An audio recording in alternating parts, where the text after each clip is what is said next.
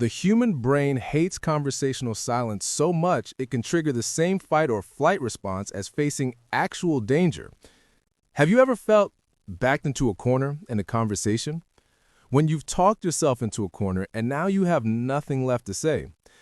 And then you just sit there in awkward silence, your brain screaming so loud you're sure they can hear it, but all you get is static. It's a trap. In this video, I'm giving you 3 keys to break out of that trap so you can escape awkward silence forever and turn dull conversations into real connections. If you're ready to take back control, watch until the end. Key number 1, activate active listening mode. What if I told you that even in the tiniest sentences, there's a whole universe of things to talk about? Sounds crazy, right? But people never tell the whole story. They don't give you the full context behind their words. I used to think I was a good listener, but really I was just waiting for my turn to talk. I remember being on a date once. The other person was saying something about cars, and my brain completely shut down. I just nodded and smiled. The conversation died right after that. That's because I was hearing, not listening. Here is your specific action step. The next time someone speaks, listen like an English teacher analyzing a book.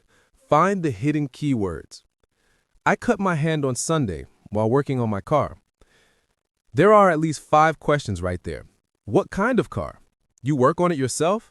How did you cut your hand? Did it hurt? Do you work on cars often? Why does this work? A normal sentence is like a locked door. Active listening is the master key. It doesn't create anything new, it just unlocks what's already there. And here is the difference between right and wrong. The mistake is waiting for a pause to jump in with your story. The right move is using their story as a launch pad to dive deeper into their world. Key number 2, build your interest engine. To have interesting conversations, you have to be an interesting person. And no, you don't need to climb Mount Everest or build $1 million company. You just need to have your own interests.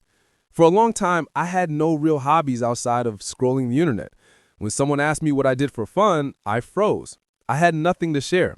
My conversations were shallow because my life was shallow. I felt like the most boring person in the world. What is your action step? This week, set aside 30 minutes to do one thing you're genuinely curious about. Not something you think other people will find cool, something you find cool. Go for a hike, learn about psychology, fix a car, anything. Why is this so powerful? Your hobbies are the fuel for your conversation engine. With no fuel, the engine will never start. The more diverse fuel you put in, the farther your engine can go and the more places it can take you. What is the common mistake to avoid? Trying to learn about popular things to impress people. The right move is to genuinely follow your own curiosity. Authentic enthusiasm is more contagious than any fake knowledge. Wait a second. If this video is helping you see something new, hit that like button to let me know. It really fuels me up to make more content for you. Key number 3, break the ice with stupid questions. What do you think counts as a stupid question? Personally, I believe that as long as you're genuinely curious about something and ask respectfully, no question is stupid. You're just trying to learn. How can wanting to know more ever be stupid? I used to be so afraid of looking dumb that I never asked anything. At a work meeting, I didn't understand the term, but I stayed silent. That silence cost me hours of rework later. The fear of looking stupid actually made me stupid. Here is your specific action step. When a conversation starts to fade, ask a completely unexpected question that comes from a place of real curiosity. How tall are you? Or have you ever actually mowed a lawn? 9 times out of 10, it will surprise them into a laugh and the conversation will veer off in a completely new direction. Why is it so effective? A dull conversation is like a long, boring highway. A stupid question is like a surprise exit onto a fun dirt road. You have no idea where it leads, and that's what makes it exciting. And here is the right versus wrong contrast. The mistake is asking personal questions disrespectfully. The right move is asking unexpected questions with a light and genuine tone. Your tone is everything. It shows you're curious, not judgmental. This is your action plan. This week, 1. Try active listening in one conversation. 2. Spend 30 minutes on a hobby. 3. Dare to ask one stupid question.